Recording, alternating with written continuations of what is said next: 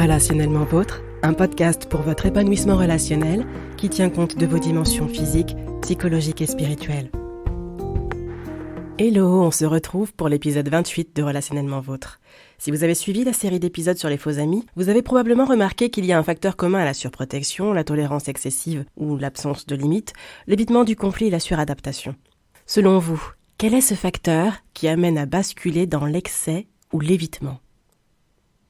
C'est la peur, oui, la peur du danger, la peur de perdre l'être aimé, la peur de souffrir, la peur du rejet, la peur de l'abandon, la peur du jugement, la peur de blesser, la peur de décevoir, la peur de frustrer, etc.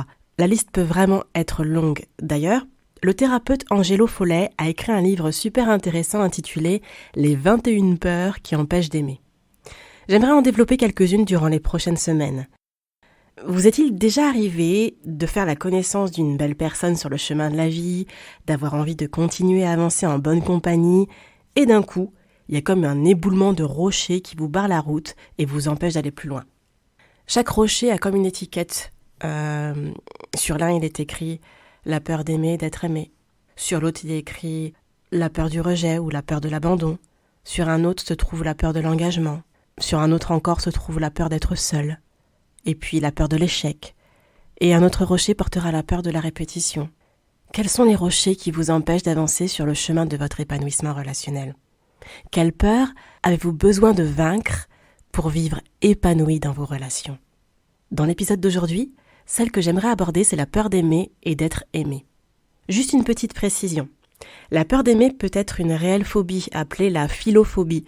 C'est la peur de ressentir de l'amour pour autrui et de s'engager dans une relation amoureuse.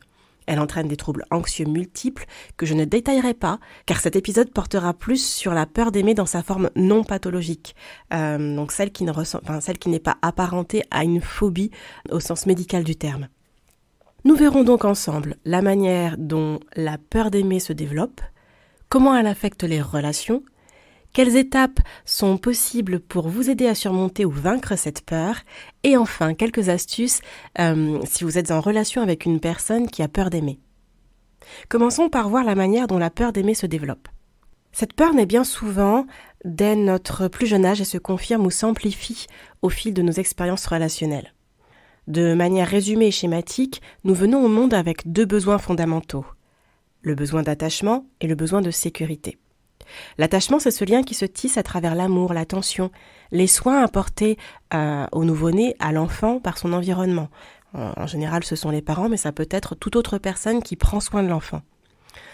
Et ensuite, la sécurité, c'est la capacité de l'entourage à protéger l'enfant et à le rassurer en cas de danger redouté ou avéré. La réponse de l'entourage à ces deux besoins fondamentaux va permettre à l'enfant de tisser ce qu'on appelle un attachement relativement sécure et donc de développer ce qu'on appelle une certaine sécurité intérieure. La sécurité intérieure, c'est l'estime de soi, la confiance en soi et l'amour de soi. C'est le package. Nous avons besoin d'une sécurité intérieure suffisamment élevée et solide pour oser être nous-mêmes, oser prendre des risques, que ce soit dans les apprentissages, dans les expériences de la vie ou dans les relations. Plus la réponse de l'entourage est adaptée aux besoins du nouveau-né, plus l'attachement va tendre à être sécure. Et l'enfant sera donc en capacité à développer une sécurité intérieure suffisamment élevée et solide pour prendre le risque d'aimer, mais aussi d'être aimé sans peur particulière.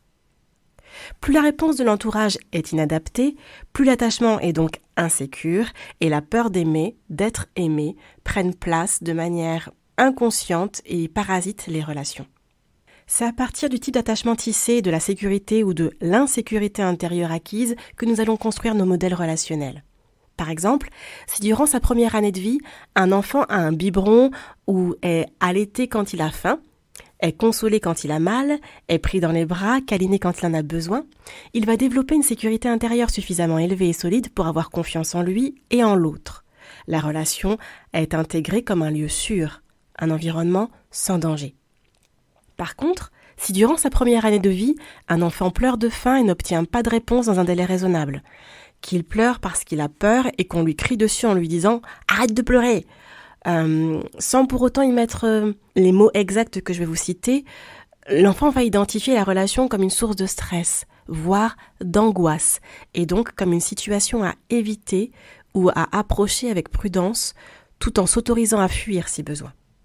C'est très schématique pour vous illustrer la manière dont se construisent les schémas relationnels, la manière d'être en relation avec soi et avec les autres, la manière de s'aimer, la manière d'aimer et d'être aimé.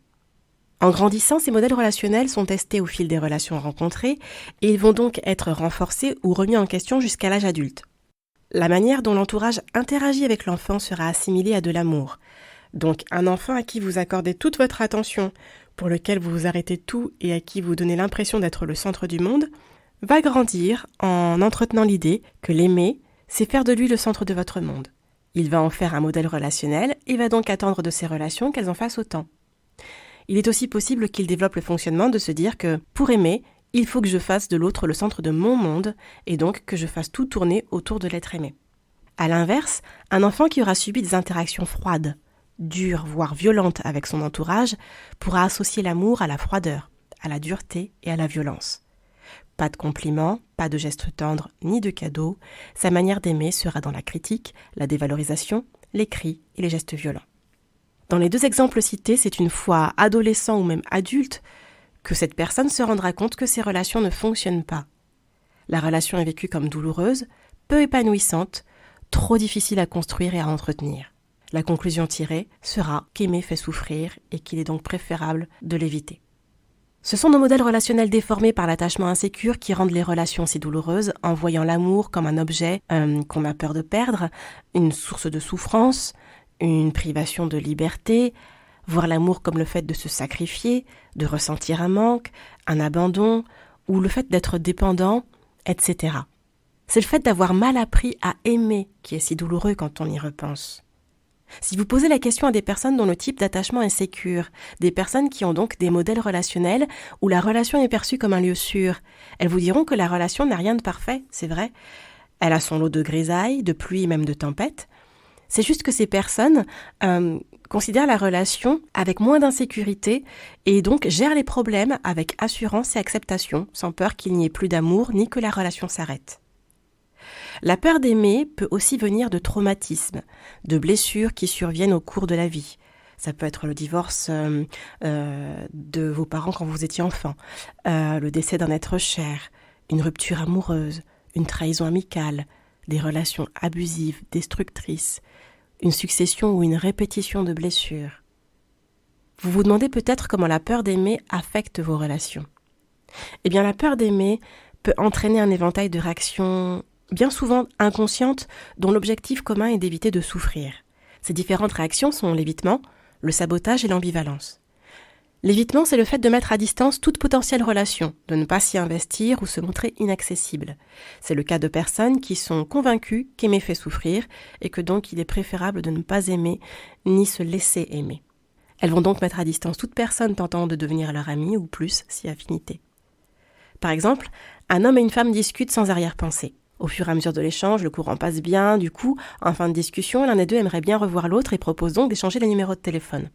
La réaction de protection et donc d'évitement sera de refuser, ou de donner un faux numéro, ou de trouver une excuse bidon pour ne pas être amené à se revoir. Un autre exemple, l'un des deux fait des pieds et des mains pour tenter d'apprendre à connaître l'autre qui se montre fermé, distant, en répondant de manière peu détaillée, histoire de ne pas se dévoiler et de décourager l'autre. Cette deuxième réaction peut se rapprocher de ce qu'on appelle le sabotage. C'est le cas de personnes qui sont convaincues qu'elles ne peuvent pas aimer ni être aimées et qui vont faire en sorte de se le prouver en mettant leur relation en échec ou en se tournant vers des personnes avec lesquelles la relation ne pourra pas fonctionner. Par exemple, une fois de plus tout à fait inconsciemment, le sabotage peut passer par le fait d'être exécrable, de pousser l'autre à bout, de chercher constamment le détail qui ne va pas chez l'autre, d'appuyer sur le point sensible pour provoquer le conflit, voire la dispute ou l'affrontement, d'essayer de construire une relation amoureuse avec une personne qui ne s'intéresse pas à vous, donc une relation à sens unique, d'entretenir une relation amicale avec une personne avec laquelle vous ne vous entendez pas du tout, vous n'avez rien en commun, d'entretenir des relations avec des personnes qui n'en ont rien à faire de vous, qui veulent profiter de ce que vous pouvez leur apporter, mais qui ne sont pas attachés à vous de manière sincère. Ça peut aussi être de vous tourner vers une personne qui n'est pas disponible. Par exemple, sur le plan amoureux, ça va être de vous tourner vers une personne qui est déjà en couple ou une personne qui vient de perdre son partenaire de vie, sa partenaire de vie, qui est donc en plein deuil et qui n'a pas cette disponibilité pour une relation. Sur le plan amical, ça va être de vous tourner vers une personne qui a des problèmes de santé, des problèmes familiaux, des problématiques non résolues qui font qu'elle n'est pas en capacité à partager une relation saine pour le moment. Du côté de l'ambivalence, c'est le cas de personnes qui ne savent pas si elles sont capables d'aimer ou s'il est possible de les aimer. Et du coup, dans le doute, elles vont encore une fois inconsciemment tester leur relation pour savoir s'il y a de l'amour et si celui-ci est réciproque et surtout s'il est suffisamment solide. Les tests vont passer par le fait d'envoyer des messages contradictoires, c'est-à-dire se montrer intéressé puis distant ou distante, de souffler le chaud et le froid, de se rapprocher puis s'éloigner. Il y a aussi le comportement de tout faire pour être aimé et ensuite se comporter de manière détestable, disparaître pour ensuite revenir et ainsi de suite. Vous n'aviez probablement pas conscience que ces modes de fonctionnement sont liés à la peur d'être aimé ou d'aimer, et pourtant c'est bien possible. Quoi qu'il en soit, ce mode de fonctionnement n'est pas irréversible. Il est tout à fait possible d'avoir développé un attachement insécure, d'avoir entre guillemets mal appris à aimer, mais de réapprendre à aimer ou même de pouvoir finalement apprendre à être dans une relation de manière sécure, à tisser un attachement sécure dans les relations présentes avec les personnes que vous fréquentez. Voici quelques étapes pour vous aider à surmonter ou vaincre la peur d'aimer et d'être aimé. Pour surmonter cette peur, la première étape, c'est d'identifier d'où vient la peur justement, quelle en est l'origine. Tout d'abord, quelle est la blessure à l'origine de cette peur ? Est-ce un décès, une séparation, un divorce, un abus, une trahison, de la manipulation, une autre cause ? Quelles sont les relations ou quelle est la relation dans laquelle cette blessure ou ces blessures se sont produites ? La relation avec vos parents ? Une relation avec un autre membre de votre famille, des relations amicales, des relations amoureuses. Une fois que vous avez identifié l'origine de la peur, la deuxième étape, c'est de pouvoir amorcer un travail de guérison intérieure. J'utilise l'expression guérison intérieure car cette guérison n'est pas qu'au niveau psychologique, elle est aussi à un niveau spirituel. Et oui, toute blessure profonde aura un impact sur votre âme, votre psyché, donc c'est-à-dire au niveau de vos ressentis, vos souvenirs, vos envies, vos désirs, mais aussi sur votre état d'esprit, votre mode de pensée.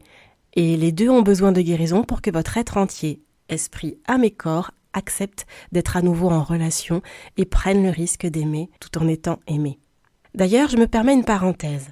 La peur d'aimer et d'être aimé peut entraîner des blocages sur le plan physique.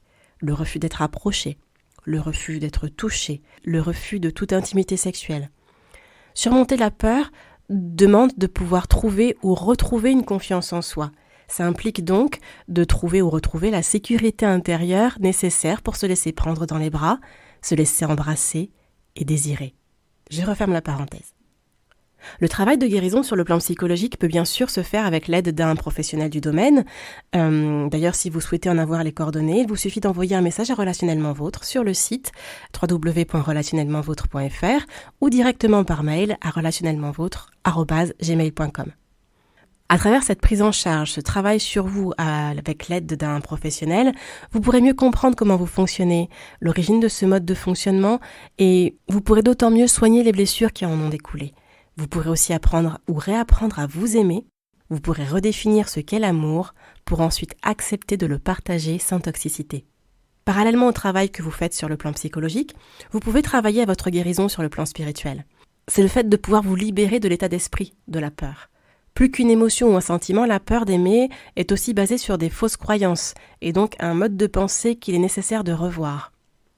Vous me direz, mais comment croire qu'on peut être aimé si tout ce qu'on a connu en amour, c'est de la violence, des trahisons, de la souffrance, des abandons répétés ? Ça peut paraître difficile à croire. Pourtant, il existe au moins une personne qui vous aime d'un amour inconditionnel. C'est celui qui a désiré votre naissance, que vos parents vous aient désiré ou non. C'est celui qui a promis qu'il ne cessera jamais de vous aimer. C'est celui qui a promis d'être avec vous tous les jours jusqu'à la fin du monde. Donc, même si parfois vous avez des coups durs et que vous avez l'impression d'être seul, même si vous ne sentez pas sa présence, sachez qu'il est bel et bien présent à vos côtés. Il a promis dans ses écritures de ne jamais vous délaisser ni vous abandonner. Il vous connaît par votre prénom et se soucie profondément de vous au point de connaître le nombre de cheveux qu'il y a sur votre tête, de savoir quand vous vous levez, quand vous vous couchez. Il connaît les moindres secrets de votre cœur et recueille vos larmes. Et la plus belle preuve d'amour qu'il puisse vous apporter, c'est qu'il a donné ce qu'il avait de plus précieux, de plus cher, pour que vous puissiez passer l'éternité à ses côtés.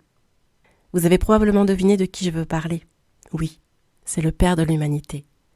Son amour est si parfait qu'il est capable de chasser la peur qui vous envahit concernant l'amour. Je m'appuie sur cette citation des Écritures qui dit tout simplement que l'amour parfait chasse la peur. Vous avez de la valeur à ses yeux et vous êtes cher à son cœur. Que dites-vous d'en faire autant envers vous-même, de vous redonner de la valeur, de regagner en estime de soi? L'autre partie de la guérison intérieure, c'est de pouvoir pardonner, de pouvoir vous libérer de la colère, de l'amertume générée par les souffrances que vous avez pu vivre et les blessures qui ont pu être causées. Et il y a d'ailleurs des épisodes du podcast qui parlent du pardon. Donc si vous le souhaitez, vous pouvez écouter ou réécouter les épisodes 20 et 21 de Relationnellement Vôtre. Comme j'ai eu l'occasion de vous l'expliquer, l'esprit fonctionne avec des convictions. Il fonctionne sur la base de ce qu'il sait et croit. L'âme fonctionne sur ce qu'elle ressent à partir de ce qui se trouve en elle, les souvenirs, les désirs, l'imagination, etc. Mais aussi à partir de ce que l'esprit lui communique comme croyance et ce que le corps lui communique comme information sensorielle. L'étape suivante, c'est donc de pouvoir vivre des expériences dans lesquelles ces croyances seront confirmées. Oui, vous êtes capable d'aimer et d'être aimé. Où des souvenirs agréables vont pouvoir se construire et des informations sensorielles tout aussi agréables pourront être communiquées. C'est ce qui nous amène à la troisième étape qui est de tenter de tisser des relations avec des personnes avec lesquelles la relation est envisageable. Des personnes qui vous correspondent, des personnes disponibles affectivement, émotionnellement et surtout des personnes avec lesquelles vous pouvez entretenir une relation saine. Vous vous dites alors là, c'est bizarre, j'entends retentir le générique de Mission Impossible. Eh bien non, ce n'est pas impossible. Il y a je vais peut-être pas utiliser ce terme-là, mais il y a des red flags, ce qu'on appelle des drapeaux rouges, des signaux qui indiquent que la relation prend une tournure dangereuse, des green flags, des drapeaux verts qui indiquent que vous pouvez avancer sans crainte. Et en voici donc quelques-uns. Du côté des drapeaux rouges, il y a le fait que vous manquiez de liberté d'être. Il est attendu de vous que vous changiez qui vous êtes. C'est un drapeau rouge. Si vous manquez de liberté de faire, vous devez demander la permission avant de faire quoi que ce soit. Là encore, c'est un drapeau rouge. S'il y a de la violence verbale, de la violence psychologique ou physique, attention. Si vous avez constamment des reproches et si vous êtes toujours tenu responsable pour tout ce qui ne va pas ou ce qui ne se passe pas bien, là encore, ça peut être une alerte. D'autres drapeaux rouges vont être si vous perdez de plus en plus confiance en vous au contact de cette personne, si vous vous sentez mal à l'aise auprès de cette personne, voire même si vous avez peur de la personne en question. Si vous voyez de moins en moins votre famille, vos amis depuis que vous fréquentez cette personne, que vous vous retrouvez isolé, ou si vous faites votre part de la relation mais qu'il n'y a pas de réciprocité. Les relations à sens unique, que ce soit sur le plan amical ou amoureux, sont extrêmement destructrices. Si vous avez l'impression de ne plus vous reconnaître, de vous perdre depuis que vous êtes en relation avec cette personne, que votre entourage ne vous reconnaît plus non plus et que ce sont des changements qui ne sont pas positifs, attention, alerte. Et s'il est question d'une relation amoureuse, un des red flags, c'est si la personne est en couple. Vous pouvez ajouter aussi le red flag qui est que vous sentez au fond de vous que vous ne devriez pas poursuivre la relation. Même si vous êtes affectivement attaché à cette personne, votre intuition, votre témoignage intérieur peut parfois être une alerte à laquelle il est important de prêter attention. Ce sont quelques exemples pour vous donner une idée des situations à éviter si vous voulez vous rassurer sur votre capacité à aimer et être aimé. Et du coup, il est préférable de vous tourner vers ou de poursuivre des relations avec des drapeaux verts, entre guillemets, et donc du coup des relations où il y a un respect mutuel, où il y a une prise de responsabilité, chacun assume ses choix, ses paroles, ses actes, où il y a un partage, un échange, chacun s'implique, s'investit dans la construction de la relation, où il y a une ouverture, où chacun montre à l'autre qui il est, où il y a des preuves de confiance, la personne tient parole, elle n'a rien à cacher, où il y a de la bienveillance de part et d'autre de la relation. Si votre intuition rejoint votre ressenti, vous vous sentez bien en contact de cette personne et vous êtes en paix dans cette relation. Ça peut être un drapeau vert aussi. D'autres drapeaux verts vont être si vous vous sentez en sécurité au sein de cette relation, si vous vous tirez mutuellement vers le haut, s'il y a une écoute et une disponibilité quand un besoin est émis, si vous vous soutenez, vous vous entraidez quand c'est nécessaire, etc. Tous ces drapeaux verts vont vous permettre de confirmer que votre valeur est appréciée, que vous êtes une personne aimable au sens d'une personne qu'on peut aimer et capable d'aimer. Voici quelques astuces si vous êtes en relation avec une personne qui a peur d'aimer. Si vous débutez ou entretenez une relation amicale ou amoureuse avec une personne qui se braque, se ferme ou met de la distance dès que la relation devient plus complice, plus intime, je n'ose pas imaginer votre souffrance. J'aimerais vous proposer quelques astuces qui pourront vous aider. Tout d'abord, vous pouvez faire de la relation un lieu sûr, un lieu où cette personne peut se rendre compte qu'elle peut être elle-même sans que vous ne lui tourniez le dos. Elle peut se lâcher en toute confiance, sans jugement ni rejet de votre part. Ça demande d'oser lui proposer de communiquer l'un avec l'autre sur ce qui pourrait vous permettre à l'un et à l'autre de vous sentir en sécurité dans la relation. Ensuite, laissez-lui le temps, laissez-lui du temps pour se rendre compte qu'il ou elle peut vous faire confiance, que vous n'allez pas l'abandonner ni cesser de l'aimer à la première occasion.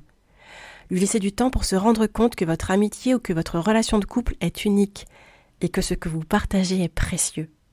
Autre astuce, c'est d'éviter tout ce qui pourrait renforcer le doute ou la peur en entretenant autant que possible une relation sincère, transparente, dans le respect de chacun. La communication est essentielle. Mettre des mots et surtout écouter ce que l'autre dit avec ses mots et son comportement. Si la personne met de la distance, au lieu de lui reprocher cette distance, que dites-vous de lui demander de vous expliquer ce dont il ou elle a besoin ? Parfois, la distance cache un besoin d'être rassuré sur le fait que vous allez vous rapprocher, que vous allez revenir vers lui ou vers elle. Et ce petit jeu du chat et de la souris, c'est pas agréable. Donc vous pouvez lui exprimer que vous êtes là, que vous n'avez pas l'intention de vous éloigner de lui, de vous éloigner d'elle, et que si il ou elle s'éloigne à cause de la peur, eh bien, il ou elle peut revenir. Vous serez là. Rentrer dans le cercle vicieux de la personne qui s'éloigne, en comblant l'espace et en vous rapprochant, n'est pas forcément la démarche la plus évidente et la plus adaptée. Autant lui laisser la responsabilité de ses choix de s'éloigner et donc de se rapprocher. Pour illustrer cet épisode, j'avais pour projet d'inviter une personne à témoigner, mais ce n'est pas évident d'oser parler de ses peurs, même derrière un pseudo. Donc je vais vous partager brièvement le témoignage d'Estelle. Estelle approche de la quarantaine. Elle dit avec beaucoup d'humour qu'elle était une serial plaquée. Elle a malheureusement vécu toute une série de ruptures plus douloureuses les unes que les autres. Elle se demandait ce qui clochait chez elle, si elle était trop comme ci ou pas assez comme ça. En faisant un travail sur elle, Estelle a réalisé qu'elle avait sa part de responsabilité dans les ruptures répétées. Sans s'en rendre compte, elle poussa involontairement ses prétendants à la fuir. Il y avait tant d'insécurité en elle, Estelle était en demande constante de présence, de signes d'attention et de confirmation d'une valeur dont elle doutait profondément. Estelle ne pensait tellement pas qu'un homme pourrait l'aimer qu'une fois qu'elle en rencontrait un, elle avait du mal à y croire. Sauf qu'elle était tellement centrée sur ses insécurités, ses peurs de ne plus être aimée, qu'elle n'avait pas réalisé qu'elle était dans l'attente de recevoir sans donner. Elle ne savait pas donner.